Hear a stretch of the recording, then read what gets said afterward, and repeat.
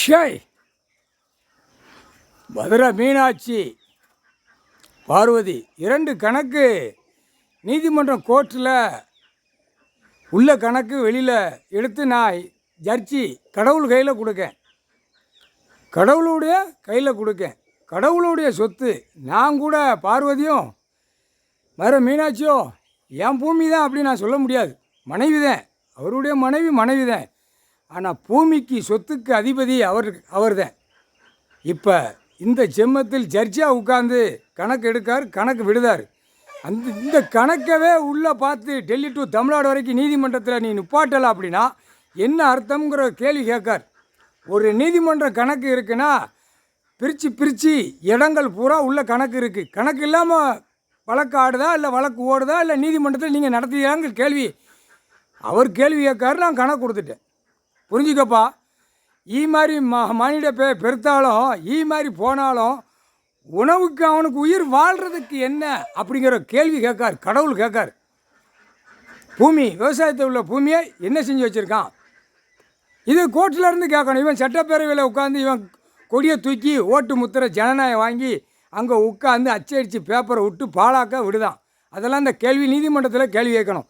அவன் வாசிக்கான்ல, இத்தனை கோடி டெல்லியிலேருந்து பிரதமர் வாசிக்கான். இந்த மாநிலத்துக்கு தமிழ்நாட்டில் இத்தனை கோடி நான் இங்கே போடுறது, இங்கே கட்டடம் கட்டுதுன்னு வாசிக்கான். அதெல்லாம் நீதிமன்றம் கோர்ட்டில் பதிவு பண்ணியிருக்கியா இல்லையாப்பா பேப்பர். நான் அழிக்க கொடுக்கல அப்படின்ட்டார். நான் அழிக்க பூமியை கொடுக்கல அப்படின்ட்டார். தண்டனை நான் கொடுக்கல. அதனால தான் இப்போ இந்த ஆட்டம் ஆடுதான். மானிட பிறவி இந்த ஆட்டம் ஆடி பாழாக்கிட்டான் பூமியை. என் பூமியை சுத்தமாக எனக்கு வரல அப்படின்னா நான் ஒன்று கூட விட மாட்டேன், ஒரு கூட விட மாட்டேன். உள்ளே தூக்கி செல்லறில் நான் ஏற்றுவேன் அப்படின்ட்டார். நான் ஜட்ஜம்மாவாக இருக்கிற கணக்கு நான் எடுத்து கொடுக்கணும், கோர்ட்டில் பார்க்கணும். இப்போ அவன் கூட்டத்தை போடுதான், அரசியல்வாதி நடத்துதான். ஏன் நீங்கள் டெல்லி டு தமிழ்நாடு வரைக்கும் கூட்டம் போட முடியாதா? நீதிபதி ஜட்ஜி கோர்ட்டார் போகிறான்.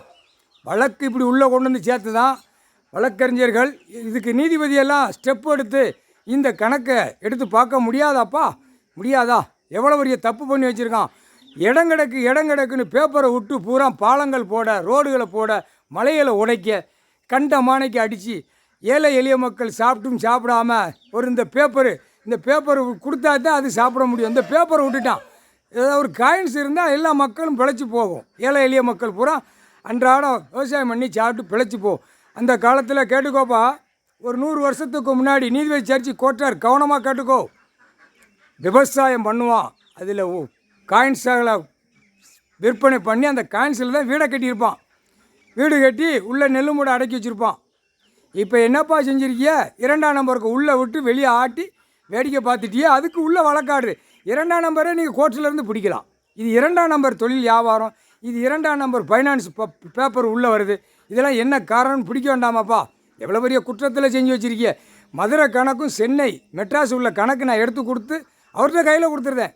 பதவி அந்த காலத்தில் கைலாசத்தில் பதவி வாங்கினாங்க. எல்லாம் சாமியாக கும்பிடுதான் இல்லைப்பா, நல்லா கேட்டுக்கோ. சாமியெல்லாம் கும்பிடுதான்ல. இந்த பதவி கொடுத்தா சேட்டை பண்ணுறவனை க்ளோஸ் பண்ணணும்னு சொல்லி பதவி கொடுத்தார். எல்லாம் கோட்ரு பிரியாணி கறி கோழிகளை கொடுத்து சாமிகளை பூரா மடக்கிட்டான். மானிட பிறவி மடக்கி எல்லாம் கைலாசத்தில் வர வாங்கினவங்க பூரா மடக்கி குப்பை மாதிரி ஆக்கிட்டான். இந்த குப்பையெல்லாம் முடித்து சட்டியில் தூக்கி அந்த பவரை எரித்து கந்தல் கோலமாக ஆக்கி விட்டு பவரை உருவிட்டார். செத்த பேய் மாதிரி கிடக்கு கைலாசத்தில் வர வாங்கினது அத்தனையுமே. இன்னொன்று கேட்டுக்கோ, கங்கான்னு சொல்லி கும்பிடுதான்ல வட தேசத்தில் இந்தி பேசுகிறவன், அவளெல்லாம் தூக்கி முடிச்சிட்டார்.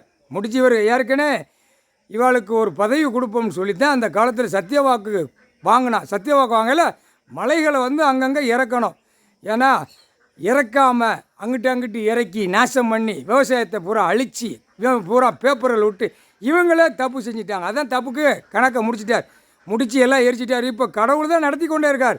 அவர் பொன் சிரிப்பாக சிரிக்கார். என்ன சிரிக்கார்? சிரிச்சார்னா அழிச்சிருவார். இன்னொரு சிரிப்பு சிரிச்சார்னா உள்ளே தூக்கி செயலரில் அள்ளிடுவார்.